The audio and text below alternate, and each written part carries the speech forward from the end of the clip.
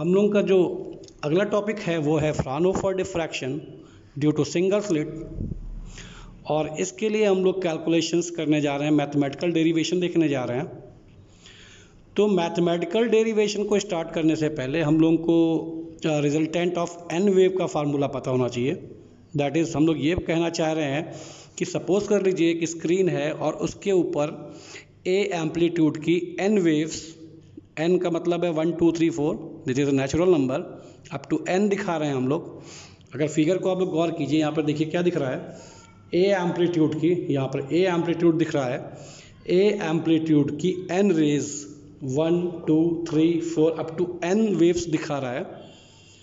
और उनके जो फर्स्ट और सेकेंड रेस के बीच का जो फेज डिफरेंस है, अगर उसको डेल्टा सपोज कर लिया जाए, यहाँ पर आप लोग ये थोड़ा सा ध्यान दीजिएगा कि फर्स्ट सेकंड के बीच के डेल्टा है, फिर सेकंड से थर्ड के बीच का भी फेज डिफरेंस डेल्टा है।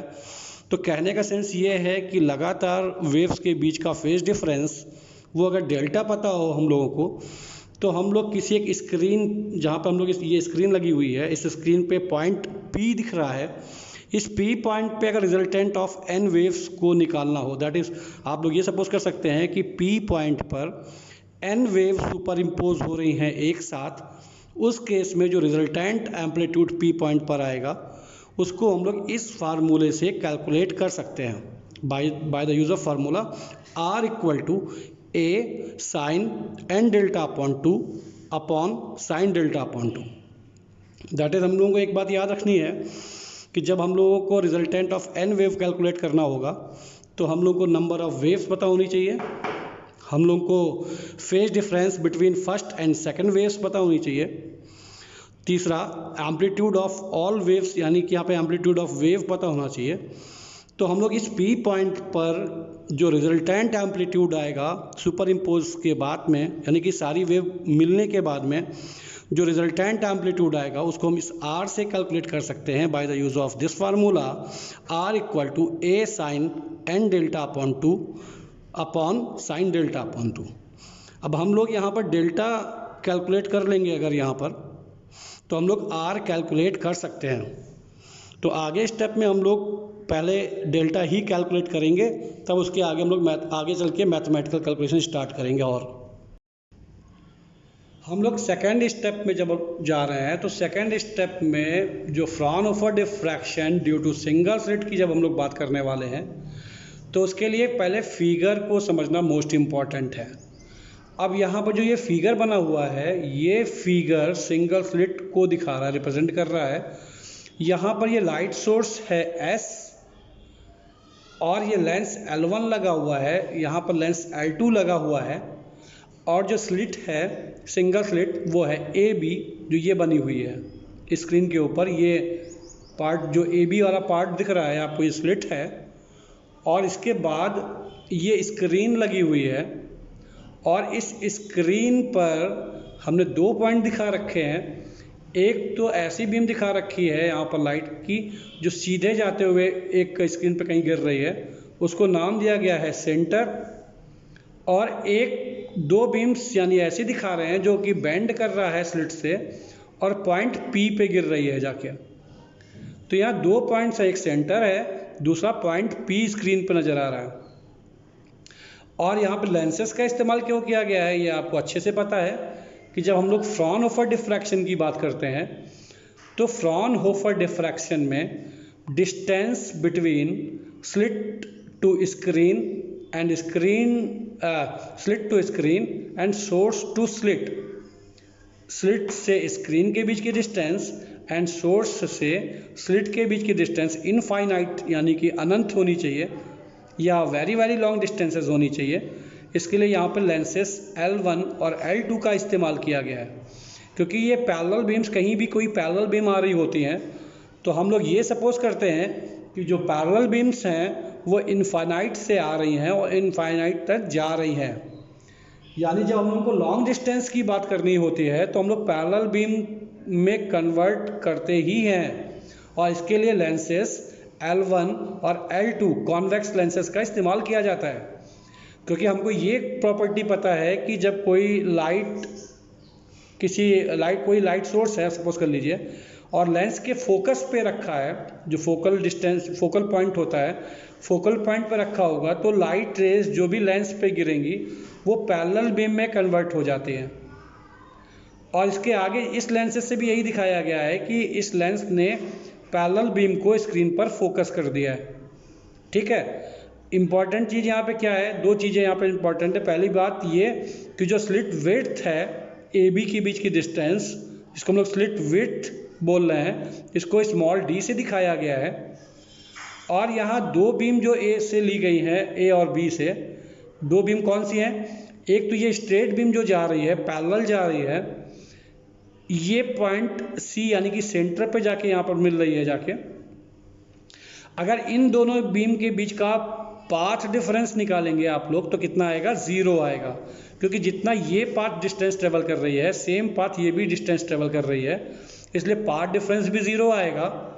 और पाथ डिफरेंस 0 होने की वजह से जो फार्मूला होता है फेज डिफरेंस निकालने का, कि phase difference equal to 2 pi upon lambda into path difference, जो स्क्रीन पे दिख भी रहा है तुम लोगों को, ये देखो यहाँ पर दिख भी रहा है। इससे अगर हम लोग फेज डिफरेंस कैलकुलेट करेंगे तो फेज डिफरेंस 0 आ जाएगा। क्लियर? इसीलिए पॉइंट P सपोज किया गया है स्क्रीन के ऊपर, जिसमें कि पाथ डिफरेंस 0 नहीं होता है। यानी जो भी मैथमेटिकल कैलकुलेशन करेंगे हम लोग पॉइंट P पर लेके कंसीडर करने वाले हैं।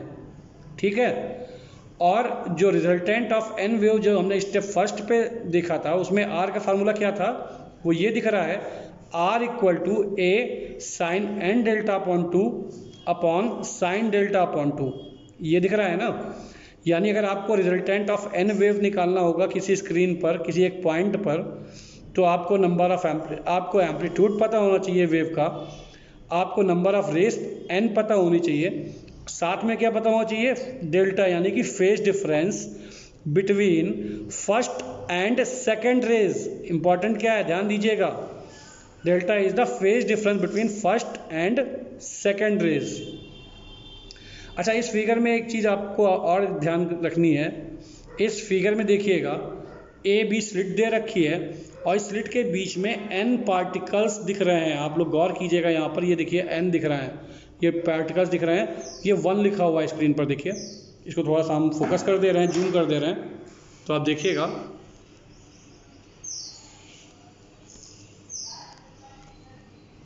जरा ये गौर करिए, यहाँ पर जो ये फिगर है इस पर नंबर ऑफ पार्टिकल्स दिए गए हैं।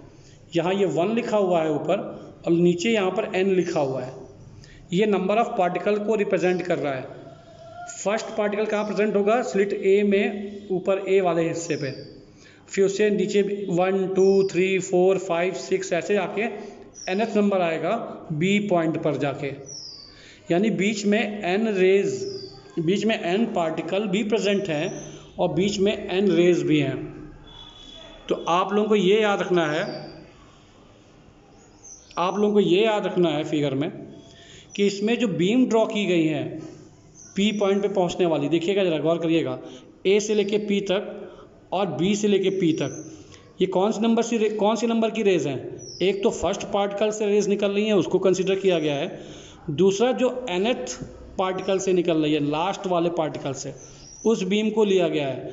बीच में नंबर ऑफ वेव्स नहीं दिखाई गई हैं। वजह यह है कि कई सारी वेव हो जाएंगी, बहुत डेंस हो जाएगा फिगर, और हमको पाथ डिफरेंस किसका निकालना है या फेज डिफरेंस किसका निकालना है, पहले और दूसरे बीम के बीच का। ठीक है, क्लियर? तो अच्छा, आप लोग एक बात जरा बताइएगा, यहाँ पर जैसे देख लीजिए, यहाँ पर 1 रेस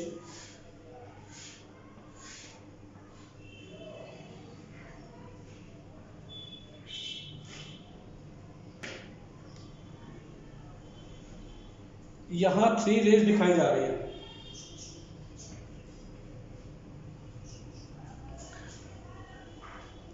इस फिगर में 4 रेज दिखाई जा रही हैं। तो यहाँ पर देखिए, पहले और दूसरे बीम का बीच का फेज डिफरेंस कितना है, डेल्टा सपोज किया हुआ है हमने।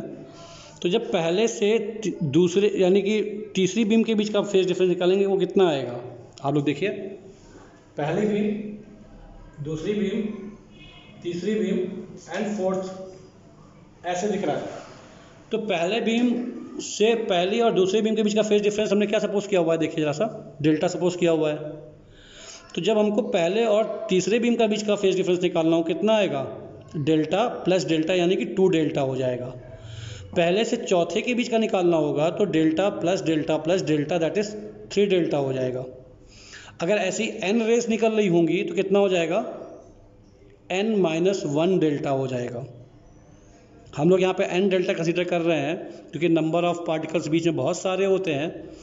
तो अगर हम लोग नंबर ऑफ पार्टिकल्स बहुत लार्ज होंगे तो अगर एक कम ज़्यादा कर लेंगे कोई फ़र्क नहीं पड़ने वाला है। तो हम लोग n डेल्टा सपोज कर रहे हैं, यानी पहले और दूसरे बीम के बीच का डेल्टा है। फिर पहले से, अब यहाँ देखिए ना, एक ऐसे हो जाएगा, जब पहले और तीसरी बीम के बीच का निकालेंगे तो 2 डेल्टा हो जाएगा, पहले से चौथे बीम के बीच का निकालेंगे 3 डेल्टा हो जाएगा। तो लास्ट में जाके हम लोग सपोज कर ले रहे हैं कि n डेल्टा हो जाएगा। अगर n वेव होती यहाँ पर 4 की बजाय n वेव होती तो टोटल फेज डिफरेंस कितना होता, n डेल्टा। इस बात को हम लोगों को याद रखना पड़ेगा। और यहाँ पर फिगर में देखिए क्या है, ये हम लोग क्यों डिस्कस कर रहे हैं, यहाँ पहली रेस दिखाई गई है और लास्ट रेस दिखाई गई है, फर्स्ट रेस और लास्ट रेस दिखाई गई है। बीच की रेसेस को छोड़ दिया गया है, बीच की जो वेव्स हैं, लाइट वेव्स हैं, इनको छोड़ दिया गया है। पहली बीम और लास्ट पार्टिकल वाली बीम को लिया गया है।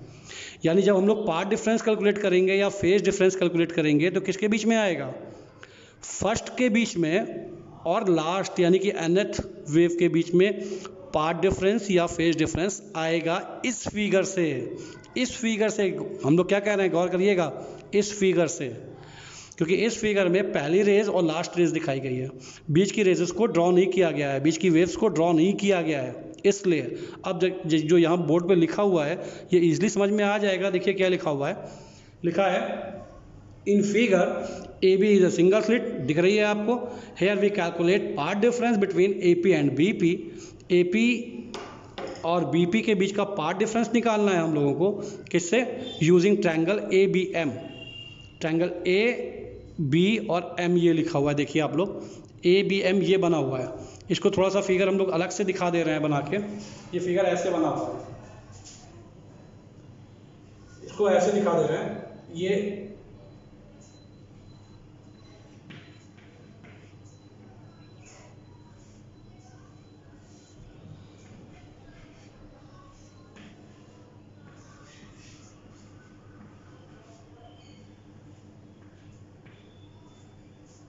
ये ऐसे बना हुआ है।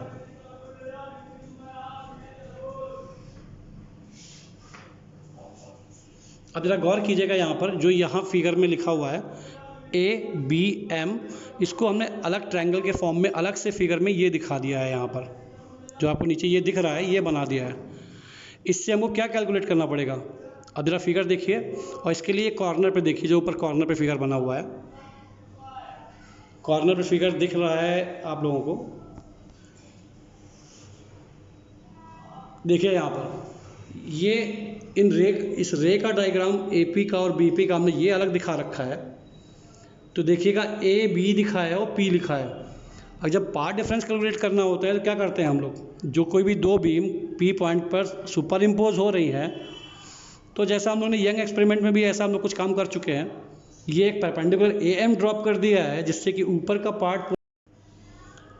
अब आप लोग यहाँ पर देखिए, फिर से हम लोग क्या कर रहे हैं, यहाँ पर हम लोगों ने यहाँ पर path difference between AP and BP calculate करने जा रहे हैं। ट्रायंगल का इस्तेमाल कर रहे हैं ABM का, जिसको हमने यहाँ पर दिखा रखा है, ये ABM बना हुआ है, दिस इज A, ये B है एंड ABM ट्रायंगल दिखा रखा है हम लोगों ने यहाँ पर। तो इस ABM ट्रायंगल में जब हमको पाथ डिफरेंस कैलकुलेट करना होगा तो पाथ डिफरेंस कितना होगा, BM होगा, BM कैलकुलेट करना पड़ेगा। ट्रायंगल ABM में AB साइड D दे रखी है, स्लिट विड्थ, जो स्लिट विड्थ थी ये D दे रखी थी। तो यहाँ पर जब हम लोग ट्रायंगल ABM का इस्तेमाल करते हैं तो क्या लिखा है, path difference between first and nth wave is given bye BM, that is sin theta equal to BM upon AB and BM equal to D sin theta. This is the path difference between first and last rays. फिर हम लोग phase difference calculate कर रहे हैं। Phase difference between first and nth wave is given by phase difference equal to n 2 pi upon lambda into path difference, value put कर दी तो value आई है 2 pi upon lambda into D sine theta. ठीक है, अब आप लोग इसे, अब यहाँ पे ये n डेल्टा क्यों लिखा हुआ है, ये एक इम्पॉर्टेंट बात है, यहाँ पे दिमाग लगाने वाली चीज़ है। क्या लिखा है यहाँ पर, फर्स्ट एंड nth वेव लिखा हुआ है। जैसे इस फिगर को देखिए, यहाँ पर हमने क्या बताया था, पहले और दूसरे बीम का बीच का पाथ डिफरेंस कितना है, डेल्टा। पहले से तीसरे के बीच में 2 डेल्टा, पहले से चौथे के बीच में 3 डेल्टा। वैसे जब nth वेव होंगी, n+1 वेव जब होंगी तो n डेल्टा आएगा। तो ये जो n डेल्टा लिखा है, एक्चुअल में यहाँ पे n-1 डेल्टा ले सकते थे हम लोग। यहाँ n डेल्टा इसलिए ले लिया है क्योंकि n वेरी वेरी लार्ज है, तो अगर n-1 को n से रिप्रेजेंट कर लेंगे तो कोई दिक्कत नहीं है हम लोगों को। तो फेज डिफरेंस यहाँ पर n डेल्टा क्यों लिखा है, क्योंकि यहाँ पे ये देखिए लिखा हुआ है, इस पर गौर करिएगा, phase difference between first and nth that is last wave is given bye ये। तो लास्ट वेव से जब लेंगे, यानी कि हम लोग n नंबर वाली वेव से लेंगे तो n डेल्टा हो जाएगा, वो n डेल्टा लिखा हुआ है। अब यहाँ से हम लोग डेल्टा कैलकुलेट कर लेंगे, कैसे डेल्टा आएगा, n से डिवाइड कर देंगे। तो जब n से डिवाइड कर देंगे तो हम लोग को डेल्टा की वैल्यू आ जाएगी, और उसके बाद और रिजल्टेंट ऑफ n वेव जो स्टेप फर्स्ट में दिखाया गया था, वहाँ पर r वाले फार्मूले में डेल्टा की वैल्यू पुट कर देंगे और हम लोगों को रिजल्टेंट एम्पलीट्यूड फाइंड हो जाएगा।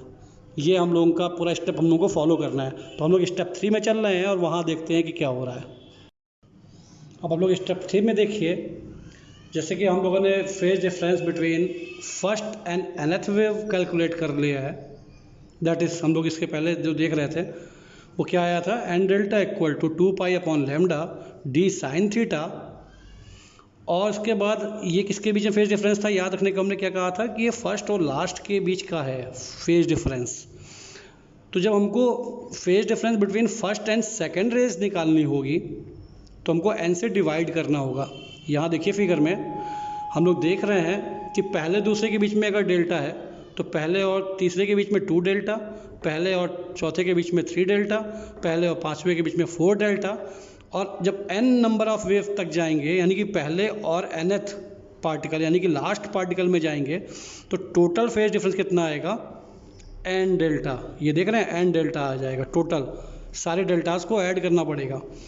तो ये यहाँ पे क्या लिखा है देखिए, phase difference between first and nth that is last rays लिखा हुआ है। तो यहाँ पे एक्चुअल में ये n-1 डेल्टा होता है, लेकिन n-1 और n चूँकि n वेरी वेरी लार्ज है तो हम लोग n-1 की जगह n ही देख ले रहे हैं। ठीक है, इसके लिए हमको जब डेल्टा कैलकुलेट करना होगा तो n से डिवाइड करना पड़ेगा। तो ये हम लोग ने यहाँ से n से डिवाइड कर दिया है, that is 1/n 2 pi upon lambda D sine theta. This is the phase difference between first and second rays. और जो रिजल्टेंट वाला फार्मूला ये आपको दिख रहा है स्क्रीन पर, यहाँ गौर कीजिए, r equal to a sine n delta upon 2 upon sine delta upon 2। तो जो ये डेल्टा है ये वैल्यू उठा के हम लोग यहाँ सब्स्टिट्यूट कर देंगे और रखने के बाद जो हम लोगों का टॉपिक का रिजल्ट आएगा वो आएगा a sine pi upon lambda D sine theta upon sine 1/n pi upon lambda D sine theta. यानी क्वेश्चन नंबर 4 जब हम लोग लेमडा की value resultant of n wave वाले फार्मूले जो स्टेप फर्स्ट में दिखाया गया था हम लोग रख देते हैं, तो हम लोगों को जो इक्वेशन 4 मिल गई है ये आ जाती है। अब थोड़ा हम लोग आगे और बढ़ रहे हैं, थोड़ा सा हम लोग सिंप्लीफाई करते हैं और थोड़ा सा आगे बढ़ते हुए। तो आप लोग देखिए कि जो r की वैल्यू आई है अभी हम लोगों को सॉल्व करने के बाद, या resultant amplitude at point P जो आ गया है वो क्या आ गया है, r equal to a sine pi upon lambda D sine theta and sine bracket 1/n pi upon lambda D sine theta. ये हम लोगों का रिजल्टेंट एम्पलीट्यूड आया था।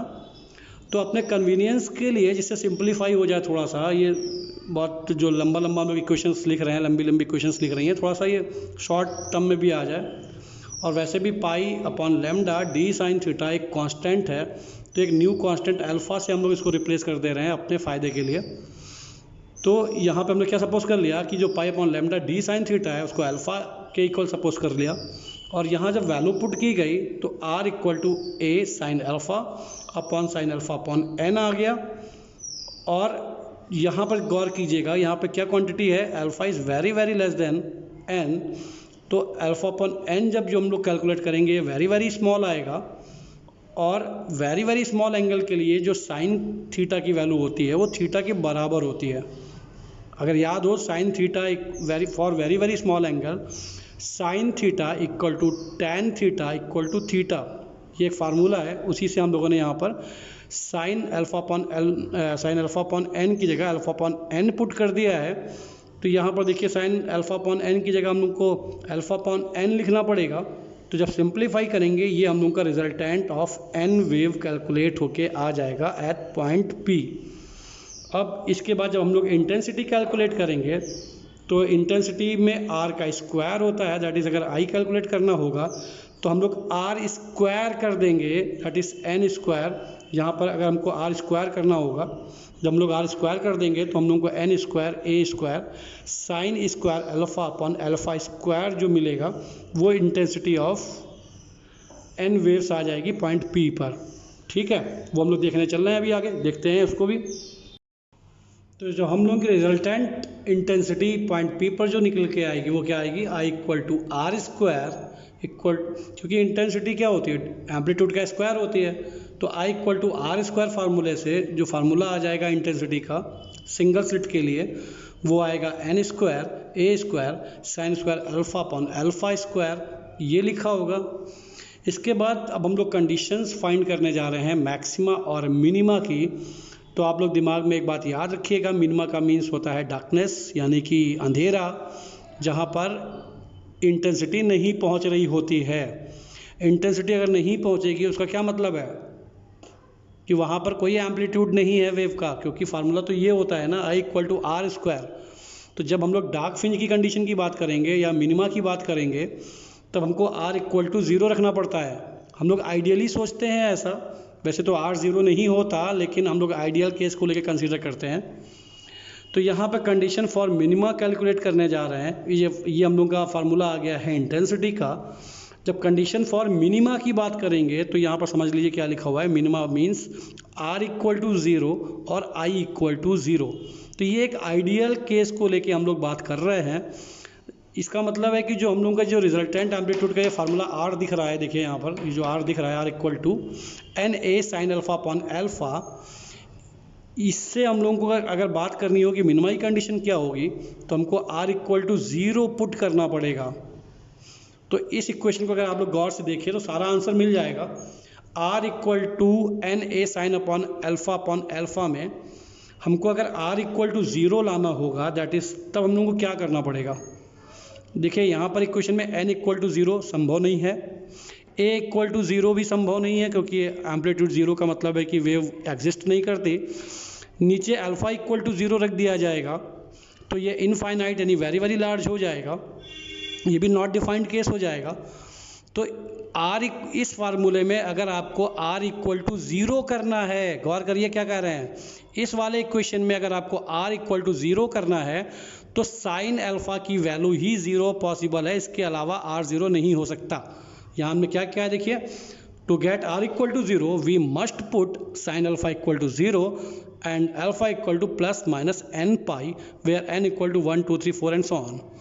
तो अल्फ़ा की वैल्यू पाई पर जितने भी पाई होंगे, दैट इज़ 1 पाई 2 पाई 3 पाई 4 पाई, जितने भी पाइज आएंगे हम लोग अभी आगे एक स्केल बना के उसमें दिखाएंगे भी। अभी सिर्फ देख लीजिए क्वेश्चन क्या दिख रहा है कि n इक्वल टू 1 2 3 4 5 6 कुछ ऐसा जब रखा जाएगा तो अल्फ़ा की वैल्यू कितनी आएगी, पाई 2 पाई 3 पाई 4 पाई 5 पाई, दैट इज़ जितने भी पाई की वैल्यूज़ होती हैं हर पाई की वैल्यू पे डिफ्रैक्शन बाय सिंगल स्लिट में मिनिमाज आते हैं, दैट इज़ डार्कनेस आती है। वहाँ पर फ्रिंजेस की बात करेंगे हम लोग, डिफ्रैक्शन बैंड्स की बात करेंगे जब, तो अल्फ़ा इक्वल टू एन पाई पे मिनिमा गिरती हैं। ठीक है, अब हम लोग कंडीशन फॉर मैक्सिमा देखने जा रहे हैं। अब हम लोग यहाँ पर फिर देख रहे हैं कंडीशन फॉर सेंट्रल मैक्सिमा देखने जा रहे हैं हम लोग यहाँ पर। तो जब कंडीशन फॉर सेंट्रल मैक्सिमा देखेंगे तो सेंट्रल मैक्सिमा का मतलब समझ रहे हैं ना आप लोग, जहाँ पे सबसे ज़्यादा मैक्सिमम इंटेंसिटी आ रही हो। अगर सपोज कर लीजिए कि एक रूम में 4 बल्ब हैं, एक बल्ब को ऑन किया, 2 बल्ब को ऑन किया, 3 बल्ब को ऑन किया, 4 बल्ब को ऑन किया, तो टोटल कितना इंटेंसिटी होना चाहिए। हमको इन चारों को ऐड, इनके चारों के एम्पलीट्यूड को ऐड करना पड़ेगा। या चारों की इंटेंसिटी को ऐड करना पड़ेगा। तो जब हम लोग बात करने वाले हैं n सोर्सेस की यानी कि n वेव्स की, तो टोटल या मैक्सिमम एम्पलीट्यूड की पॉसिबिलिटी की बात की जाए तो हमको a एम्पलीट्यूड की n रेज को आपस में जोड़ना पड़ेगा, तो मैक्सिमम आएगा r equal to N A. तो जब सेंट्रल मैक्सिमा की बात, एक्चुअल में ये आइडिया के लिए होता है, जब सेंट्रल मैक्सिमा की बात करते हैं तो हमको फार्मूला ऐसा चूज़ करना पड़ता है कि r की वैल्यू एन ए के इक्वल हो, तभी तो सेंट्रल मैक्सिमा आएगा ना। सेंट्रल मैक्सिमा का मतलब है सबसे मैक्सिमम इंटेंसिटी, सबसे ज़्यादा इंटेंसिटी।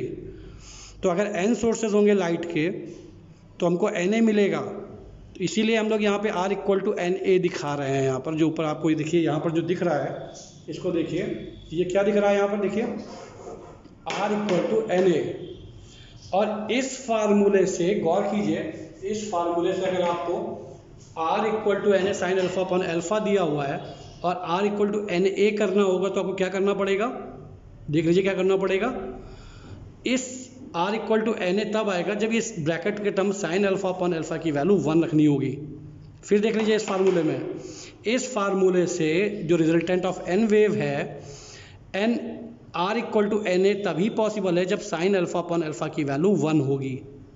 ये देखिए r equal to N A only when sine alpha upon alpha equal to 1। और sine alpha upon alpha equal to 1 एक फार्मूला लिमिट का हम लोगों ने देख रखा है कि जब लिमिट में कोई एक लिमिट वाला फार्मूला है कि theta is tending to 0, sine theta upon theta की वैल्यू 1 आती है, तो sine theta upon theta function की वैल्यू 1 कब आती है, जब थीटा इज टेंडिंग टू 0 होता है, या नियर अबाउट एक 0 हम लोग मान सकते हैं। यहाँ पर यहाँ से आइडिया लिया गया है।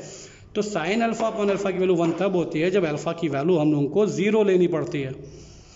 तो अल्फा की वैल्यू यहाँ पे 0 ले ली गई है। अब आप सोचेंगे टेंडिंग टू 0 लिखा है, तो यहाँ पर लिमिट नहीं हम लोग कैलकुलेट कर रहे हैं। टेंडिंग टू 0 मतलब 0 के आसपास की वैल्यू तो हो गई ना, तो यहाँ पर आसपास की वैल्यू में हमने अल्फा इक्वल टू 0 कर दिया है यहाँ पर, क्योंकि साइन की छोटी वैल्यू के लिए sine theta equal to theta आता है, तो साइन 0 की वैल्यू 0 आएगी, और 0.1 की वैल्यू भी 0 की नियर अबाउट ही आती है। तो साइन यहाँ अल्फा की टेंडिंग अल्फा की वैल्यू कितनी आ गई, 0 आ गई। और हम लोगों को एक इक्वेशन पता थी जो हम लोगों ने सपोज किया था कि pi upon lambda D sine theta equal to alpha, हम लोग वैल्यू सपोज की थी ना। अगर इक्वेशन पीछे हम लोग पलट के देखेंगे तो अल्फा इक्वल टू वैल्यू कितनी थी, अल्फा की वैल्यू थी पाई अपॉन लैम्डा, ये देख लीजिए, ये सपोज किया था अल्फा इक्वल टू आया था पाई upon lambda D sine theta. ये हम लोग पहले सपोज कर चुके हैं, लेक्चर में बैक में जाके देखेंगे तो ये हमने सपोज किया था, वो भी वैल्यू पुट कर दी तो D sine theta equal to 0 आ गया। अगर अल्फा के टर्म में कंडीशन की बात करेंगे तो अल्फा इक्वल टू 0, और अगर उसके ओरिजिनल टर्म्स डी के टर्म में लैम्डा के टर्म में बात करेंगे या थीटा के टर्म में बात करेंगे तो D sine theta equal to आ गया है 0। तो ये कंडीशन है सेंट्रल मैक्सिमा की। अब हम लोग कैलकुलेट करेंगे कंडीशन फॉर सेकेंडरी मैक्सिमास, तब ये टॉपिक हम लोगों का कंप्लीट हो जाएगा। अब हम लोग कंडीशन फॉर सेंट्रल मैक्सिमा देखने जा रहे हैं। सेंट्रल मैक्सिमा देख चुके हैं हम लोग, कंडीशन फॉर सेकेंडरी मैक्सिमा देखने जा रहे हैं। तो हम लोग अभी जस्ट इसके पहले देख चुके हैं कि कंडीशन फॉर मिनिमा कितनी आई थी, alpha equal to plus minus N pi. Condition for central maxima कितनी आई थी, अल्फा इक्वल टू 0। एक हमने यहाँ पे अल्फा का एक स्केल बनाया हुआ है यहाँ पर, और अल्फ़ा की जो एंगल्स की वैल्यू है वो सेट करी गई है यहाँ पर। देखिए यहाँ पर ये अल्फ़ा लिखा है, ये अल्फ़ा की माइनस वैल्यू रिप्रेजेंट कर रहा है, ये 0 है, ये अल्फ़ा की प्लस की वैल्यू रिप्रेजेंट कर रहा है। अल्फ़ा इक्वल टू 0 पे क्या गिर रहा था, सेंट्रल मैक्सिमा, तो सबसे ज़्यादा इंटेंसिटी वाला यहाँ पे तुमको एक पल्स दिख रहा है, यानी कि क्रस्ट दिख रही है सबसे ज़्यादा इंटेंसिटी की। यहाँ पे सेंट्रल मैक्सिमा है, जितना ज़्यादा एम्पलीट्यूड उतनी ज़्यादा इंटेंसिटी। फिर उसके बाद मिनिमा कहाँ गिर रहा है, देखो यहाँ पे एन पाई लिखा है ना, दैट इज़ पाई पर, 2 पाई पर, 3 पाई पर, वो प्लस और माइनस के साथ में क्या गिरेंगे, मिनिमा। ये देखिए क्या लिखा है, मिनिमा। तो ये नीचे क्या दिखा रहे हैं हम लोग, मिनिमा दिखा रहे हैं। तो माइनस पाई पे भी मिनिमा है, प्लस पाई पे भी मिनिमा है, माइनस 2 पाई पे भी मिनिमा है, प्लस 2 पाई पे भी मिनिमा है, माइनस 3 पाई पे भी मिनिमा है, प्लस 3 पाई पे भी मिनिमा है। आगे 4 पाई, 5 पाई, 6 पाई सब में मिनिमाज आएंगे। तो सेंट्रल मैक्सिमा, जैसे 2 मिनिमा के बीच में सेंट्रल मैक्सिमा की कंडीशंस आई है, वैसे ही 2 मिनिमा के बीच में भी एक सेकेंडरी मैक्सिमा दिख रहा है ऑन फिगर हमको अगर देखा जाए।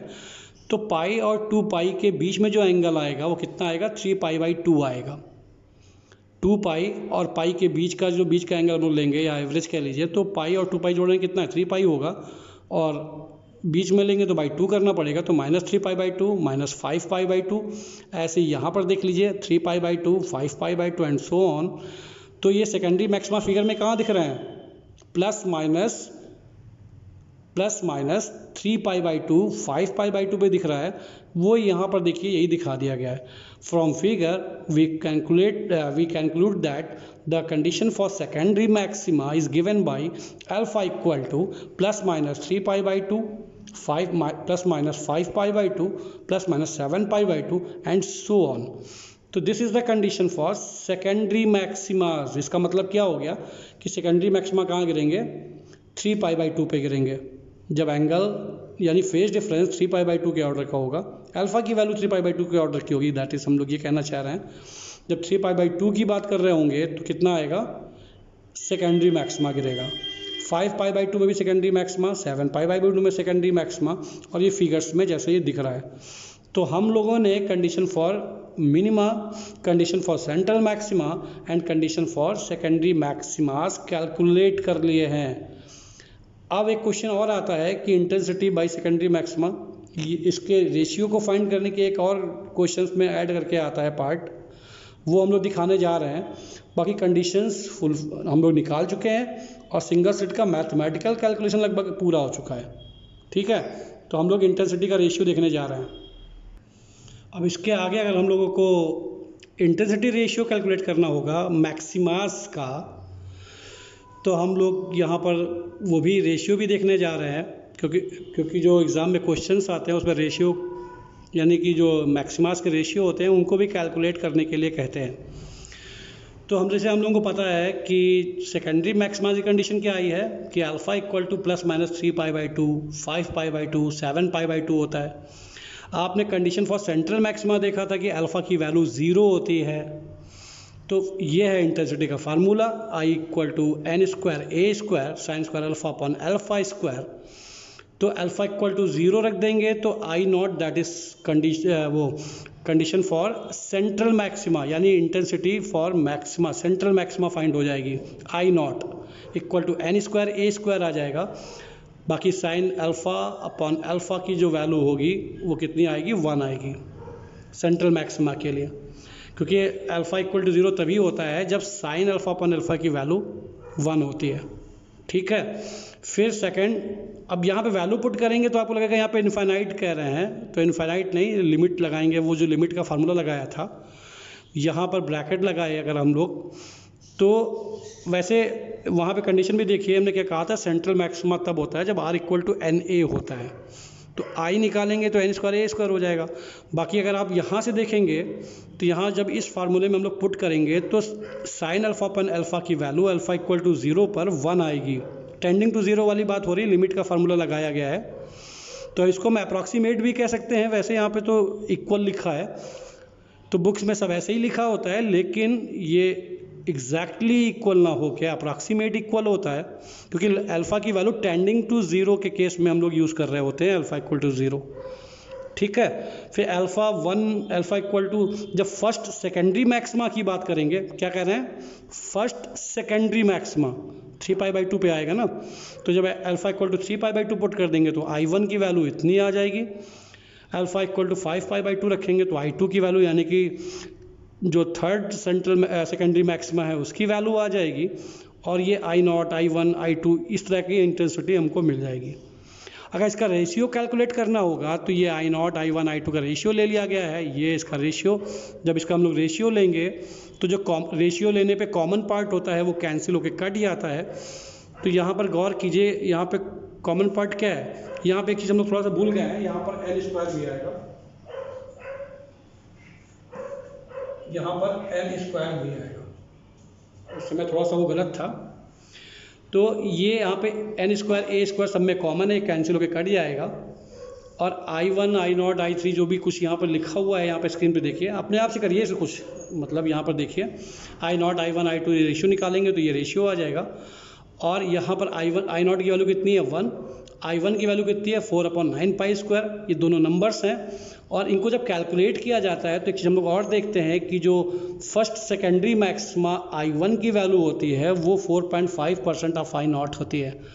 कहने का मतलब ये है कि जो सेंट्रल मैक्सिमा होता है वो बहुत ज़्यादा इंटेंसिटी का होता है। जब फर्स्ट सेकेंडरी मैक्सिमा में आते हैं तो वो सिर्फ 4.5% इंटेंसिटी ही बचती है सेंट्रल मैक्सिमा की। तो फिगर भी देखिए, फिगर के अकॉर्डिंग भी तो यही बात करते हैं, सेंट्रल मैक्सिमा बहुत बड़ा, फिर सेकेंडरी मैक्सिमा इस तरीके से आती है। तो जो सेंट्रल मैक्सिमा होगा बहुत ज़्यादा होगा, दैट इज़ ये I0 दिख रहा है, इसकी I0 दिखाएंगे, और ये I1 होगा, I1 की वैल्यू होगी 4.5% ऑफ I0। ये हम लोगों ने सिंगल स्लिट का पूरा डेरिवेशन देख लिया है। अब हम लोग आगे चल के डबल स्लिट देखेंगे। अगर आपको कोई क्वेश्चन पूछना है तो आप लोग कमेंट सेक्शन में भेजिए, हम लोग उसका आंसर बता देंगे आपको। ठीक है, बाय।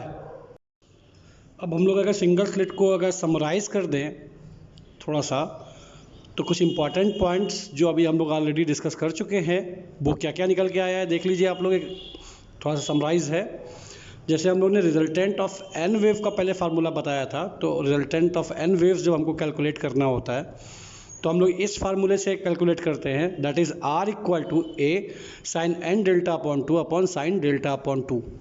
तो यहाँ पर A क्या था, A था एम्पलीट्यूड ऑफ द वेव, और n है नंबर ऑफ रेज, और डेल्टा जो दिख रहा है ये है phase difference between first and second rays. ठीक है, फिर हम लोगों ने फेज डिफरेंस कैलकुलेट किया था इन मैथमेटिकली। तो डेल्टा की वैल्यू आई थी 1/n 2 pi upon lambda into D sine theta, और इसमें पाई upon lambda D sine theta constant को हम लोग ने अल्फ़ा से रिप्लेस किया था। और जब हम लोग ने इसको R कैलकुलेट किया तो R का फार्मूला आया था NA sign alpha upon alpha. ये रिजल्टेंट एम्पलीट्यूड हम लोग ने कैलकुलेट किया था। इसके बाद की इंपॉर्टेंट चीज़ें देखिए क्या है कि condition for minima R equal to 0 कब था, जब हम लोग साइन अल्फ़ा इक्वल टू 0 रख रहे थे, तो alpha equal to plus minus n पाई था। यानी अगर हम लोग अल्फ़ा के टर्म में बात करें, कांस्टेंट के टर्म में बात करें, तो अल्फ़ा की वैल्यू प्लस माइनस n पाई का मतलब है कि पाई 2 पाई 3 पाई 4 पाई इन सब में मिनिमा गिरेगा। ठीक है, और कंडीशन फॉर सेंट्रल मैक्सिमा की बात की जाए तो अल्फ़ा इक्वल टू 0 रखने पर सेंट्रल मैक्सिमा बन रहा था, और अल्फ़ा इक्वल टू 0 अगर हम लोग इसको रखते हुए सॉल्व करेंगे तो थीटा की वैल्यू भी 0 आ रही है। तो स्क्रीन पे देखिए यहाँ पर, अगर ये थीटा 0 कर दिया जाएगा तो सेंट्रल मैक्सिमा कहाँ बनेगा, यानी इस वाले पे ये जो लाइन जा रही है AP जिसको हम लोग कह रहे हैं यहाँ पर AP और BP, तो ये अगर P पॉइंट में थीटा 0 हो जाएगा तो ये P पॉइंट आ जाएगा सेंटर पर। तो ये जो सेंटर पर ही सेंट्रल मैक्सिमा की फॉर्मेशन होती है, यहाँ देखिए यहाँ पे सेंटर के आगे ही सेंट्रल मैक्सिमा की फॉर्मेशन होती है। सेकेंडरी मैक्सिमास की बात की जाए तो alpha equal to plus minus 3 pi by 2 5 pi by 2 इनमें सब में बनता है। और इसके बाद हम लोग ने इंटेंसिटी रेशियो निकाला था, कैलकुलेट किया था, तो उसकी कुछ वैल्यू आई थी। तो ये इसका सिंगल स्लिट का समराइज फॉर्म है। तो